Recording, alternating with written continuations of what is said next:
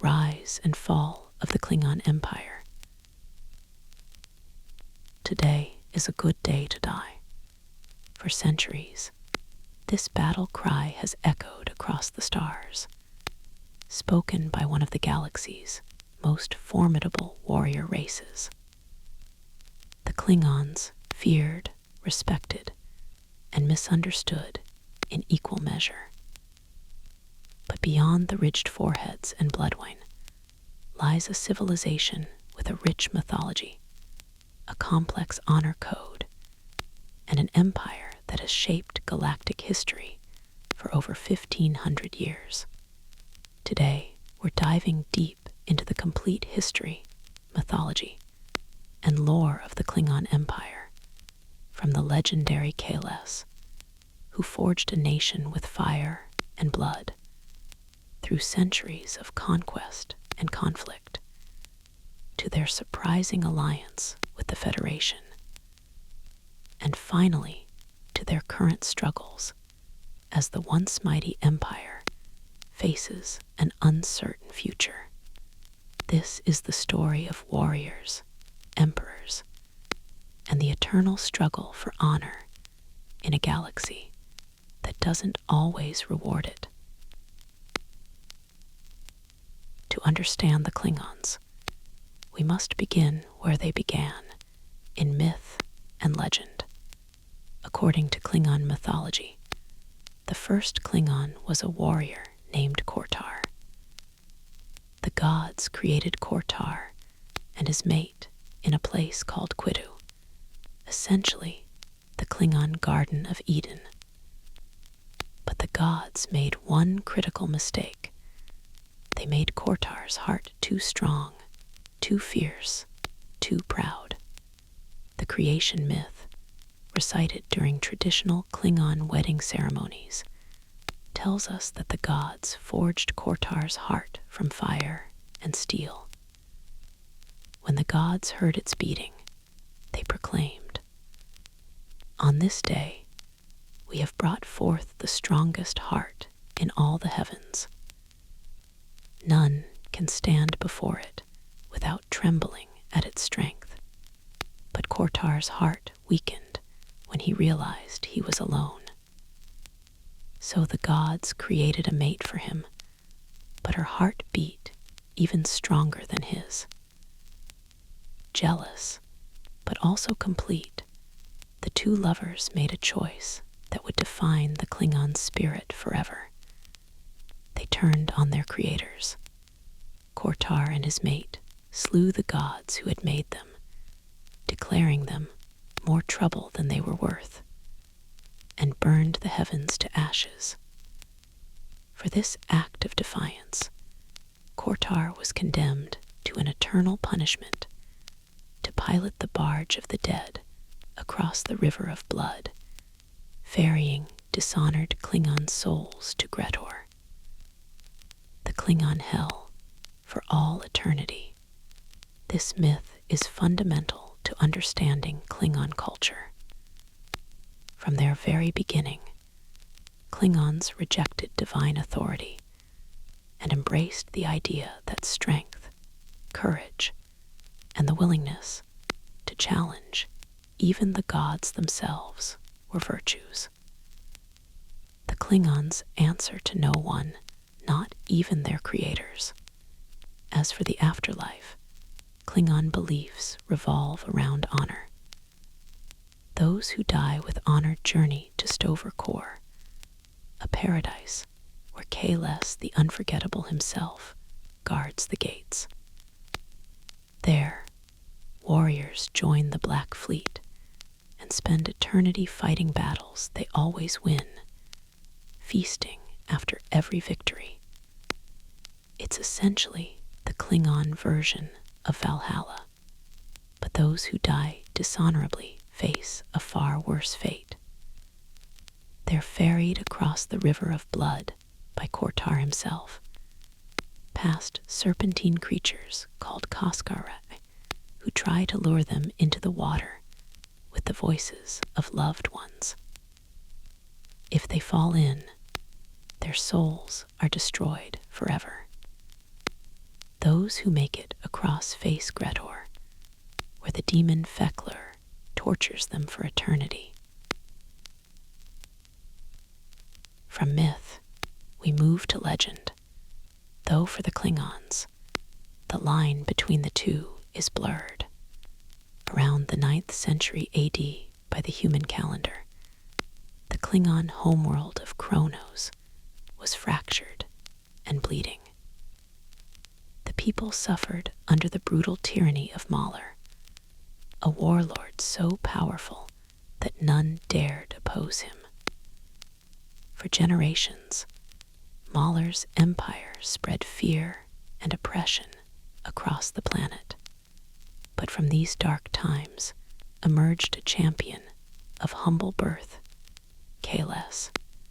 The story goes that Kahless and a warrior woman named Lady Lucara stood alone against 500 of Mahler's soldiers at the Great Hall of Kumchi.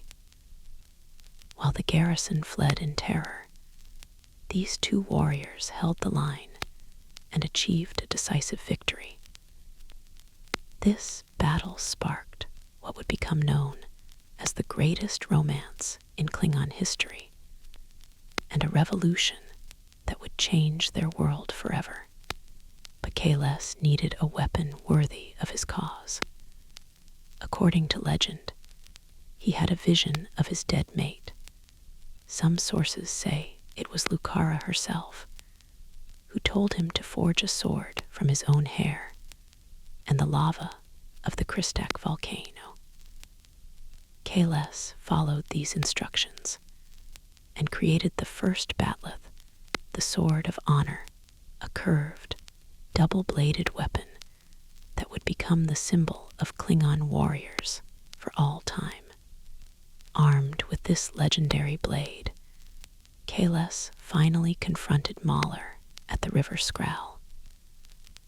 After a brutal duel, Kahless slew the tyrant, and Kronos erupted in celebration. The victory is still commemorated centuries later during the Kotbavel festival. Despite his humble origins, Kahless became the first emperor of the Klingon people, establishing what's known as the First Klingon Empire around the year 870 AD. But Kahless was more than just a conqueror. He was a philosopher king who established the code of honor that would define Klingon society for over a millennium. His teachings, recorded in sacred scrolls called the Pakbadal Battle, included wisdom like, a leader is judged not by the length of his reign, but by the decisions he makes. Kahless taught that Klingons should fight not just to shed blood, but to enrich the spirit. When Kahless felt his time coming to an end, he told his people he was departing for Stover Core to guard the honored dead. He pointed to a star in the sky and promised he would return one day. That star became the planet Boreth, which would later become a sacred pilgrimage site, with monks keeping vigil for Kahless's prophesied return. After Kahless, the empire endured, but not without struggles. Various dynasties rose and fell. Notable emperors like Sompek left their mark. He's remembered for conquering Tongvei, where his 10,000 warriors laid siege to the city. When Sompek finally captured it, he ordered the entire population massacred, and the city burned to the ground.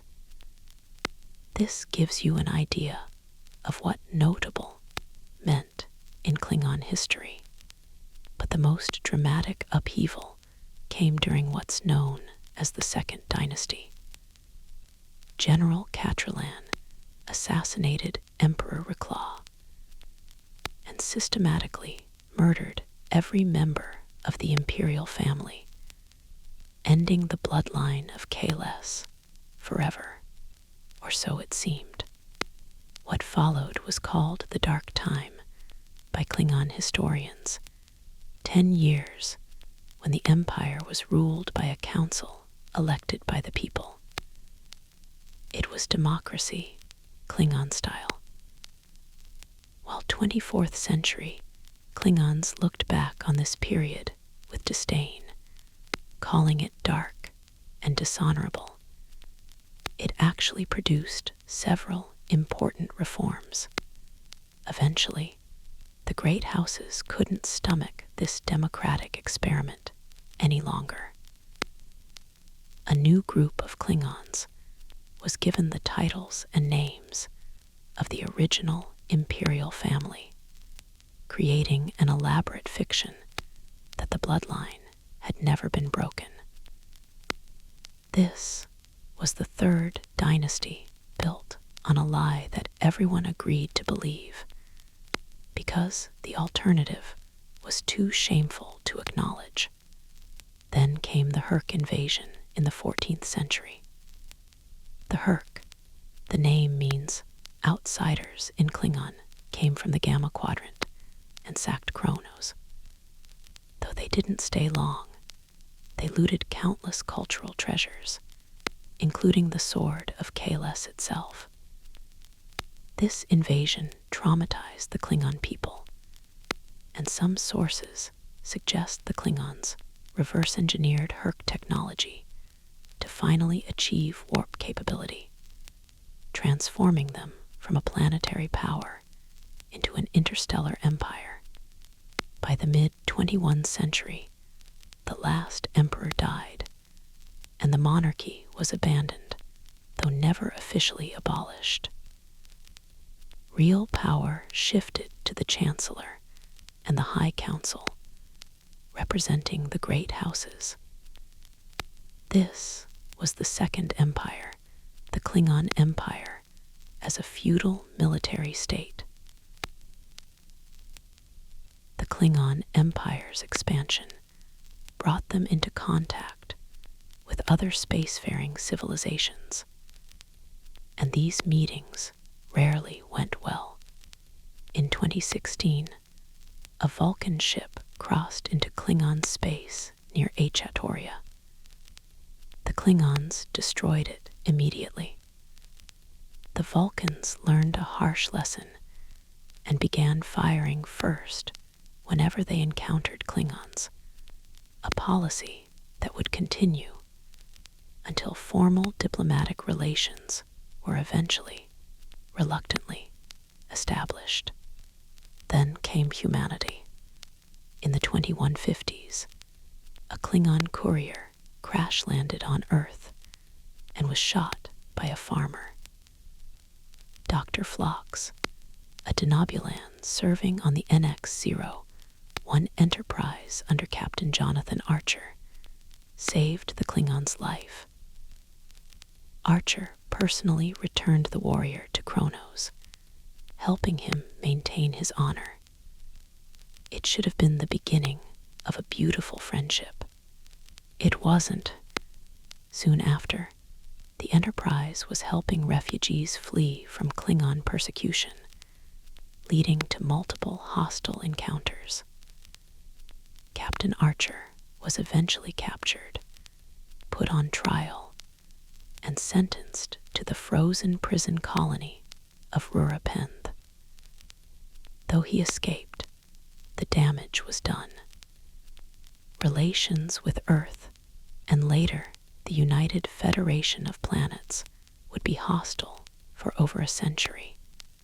In 2154, a crisis threatened both powers. Klingon scientists attempted to create genetically augmented warriors using stolen human DNA from the Augment Crisis. Instead, they accidentally created a virus that caused generations of Klingons to lose their cranial ridges and other physical traits. The situation was stabilized, but the effects lasted for decades. explaining why the Klingons encountered by Kirk in the 2260s looked so different from those seen before and after. By the 23rd century, the Cold War between the Klingon Empire and the Federation was in full swing. The Klingons during this period seemed to have undergone a political revolution. The loose feudal system of the 22nd century had been replaced by an organized, centralized military state. They employed slave labor and operated planets described as vast slave labor camps. It was an authoritarian regime where even their own officers were monitored by surveillance. The Battle of Donatu 5 in 2245 was inconclusive. In 2267, after brief open conflict, the powerful beings known as the Organians forced both sides to sign the Treaty of Organia, establishing rules for interaction and resolving territorial disputes. The Klingons hated the treaty. They were warriors, not diplomats. Everything changed on a cold day in 2293.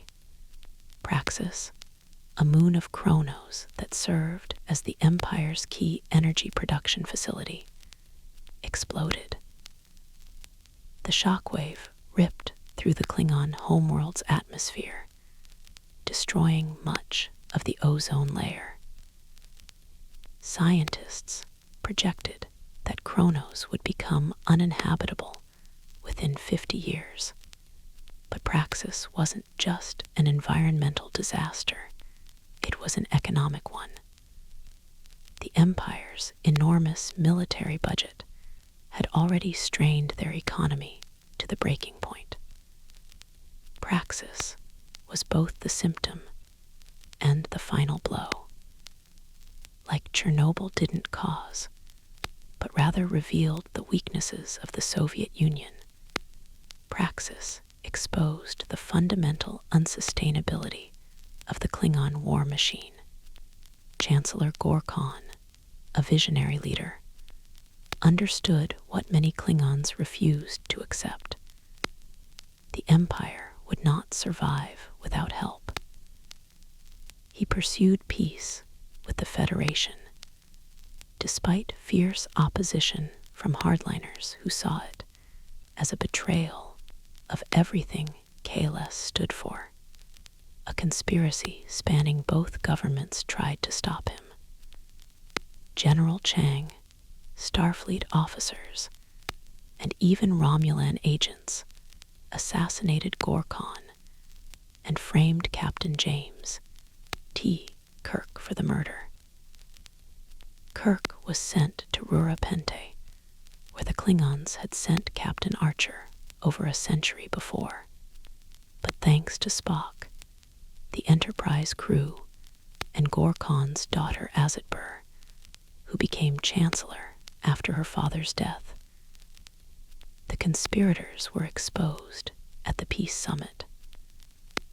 The Khitomer Accords were signed, establishing a lasting peace between the Empire and the Federation. It wasn't popular. Many Klingons saw the Accords as surrender, a betrayal of their warrior heritage. The old noble families struggled with the new reality, but the alternative was extinction. After Gorkon's peace initiative, Klingon society underwent another transformation. The Empire opened up somewhat, but old feudal traditions came roaring back. The great houses, which had been suppressed during the militaristic 23rd century, once again became central to Klingon politics. In 2344, the USS Enterprise C under Captain Rachel Garrett responded to a distress call from the Klingon outpost at Narendra III, which was under Romulan attack. The Enterprise C was destroyed defending the outpost, but this act of sacrifice cemented the Klingon Federation alliance. The Klingons saw honor in that sacrifice, and it changed everything. But the alliance was constantly tested. In 2346, the Romulans, with help from the traitor Gerard of the House of Duras, committed the Khitomer massacre, killing nearly 4,000 Klingon colonists. The High Council covered up Gerard's betrayal to avoid a civil war. The cover-up couldn't last. In 2367, the truth emerged, and the Empire was thrown into a brief but bloody civil war between Chancellor Gowron and the House of Duras, backed secretly by the Romulans. The war threatened to tear the Empire apart, but Gowron ultimately prevailed with help from the Federation. In 2369, something extraordinary happened. The monks on Boreth revealed they had cloned Kahless using DNA from an ancient dagger. Using sacred texts and advanced technology, they implanted memories of the original Kahless's life into the clone. When the clone was exposed as not being the real Kahless, a crisis ensued. The solution was uniquely Klingon. They made the clone emperor anyway, as a figurehead and spiritual leader. The Chancellor still held real power, but Kahless, or at least a version of him, had returned to guide his people, just as the prophecies foretold. In 2369, everything changed again when Commander Benjamin Sisko discovered a stable wormhole near Deep Space Nine, connecting the Alpha Quadrant to the distant Gamma Quadrant. The Klingons, like everyone else, began exploring this new frontier. What they found was the Dominion, a hegemonic empire ruled by shapeshifters called the Founders, enforced by their genetically engineered soldiers, the Jem'Hadar, and administered by their Vorta servants.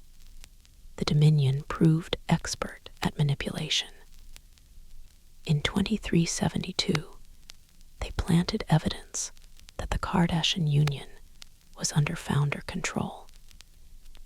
Chancellor Gowron, against the advice of moderates, withdrew from the Khitomer Accords and invaded Kardashian space.